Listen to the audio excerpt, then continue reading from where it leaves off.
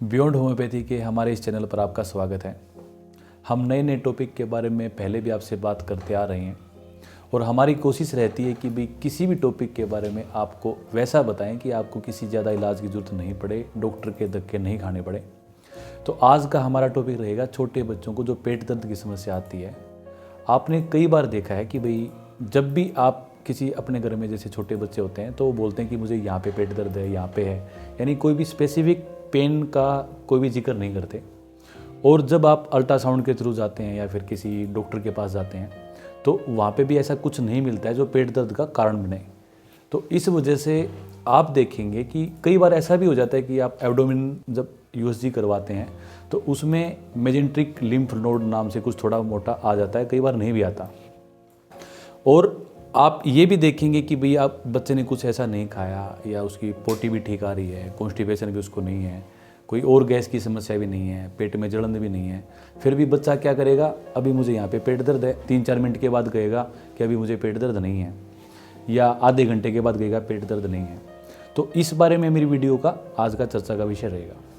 तो ऐसे बच्चों में स्पेशली अगर किसी और कारण को हम अलग से हटा दें, जैसे अभी बच्चे के पेट में कीड़े होते हैं, आपको सुबह लेटरिन के दौरान दिखाई भी दे सकते हैं, या फिर आप देखेंगे कि भी कुछ बच्चे ने खा लिया, फूड पॉइजनिंग हो गया, या ऐसे 3-4 कारण और कहीं से आपको वीडियो से आसानी से मिल जाएंगे और घर पे आम लोगों को पता भी होता है।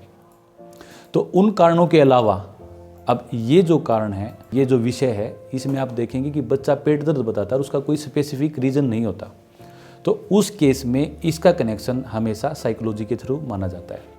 जैसे छोटा बच्चा जिसको आप अटेंशन अच्छे से नहीं दे पाते, या उसको आप डांट फटकार देते हैं, या वो जो चीज़ मांगता है जैसे खिलौने की नीड होती है या फिर उसको कहीं बाहर जाने की नीड होती है, यानी जब बच्चे की नीड प्रॉपर पूरी नहीं हो पाती, या आपने उसको डांट फटकार दिया, रुला दिया, या कोई और चीज़ उसने जिद लगाई आपने नहीं दी, तो ये उसके एक कारण हो सकते हैं। तो इस चीज़ पे ही आप ध्यान दें, ना कि किसी दवाई की अपेक्षा, आप किसी डॉक्टर पे जाने की अपेक्षा।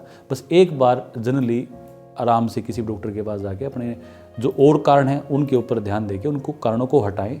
और अगर कुछ कारण नहीं मिलता तो आप उसको साइकोलॉजिकली ट्रीट कर सकते हैं। आप अपने बच्चे की नीड देख सकते हैं कि क्या इसकी नीड है और इस नीड का कैसे निदान हो। जब आप ऐसा करेंगे तो बच्चे का पेट दर्द धीरे धीरे करके अपने आप रिमूव होता जाएगा। आज के लिए धन्यवाद।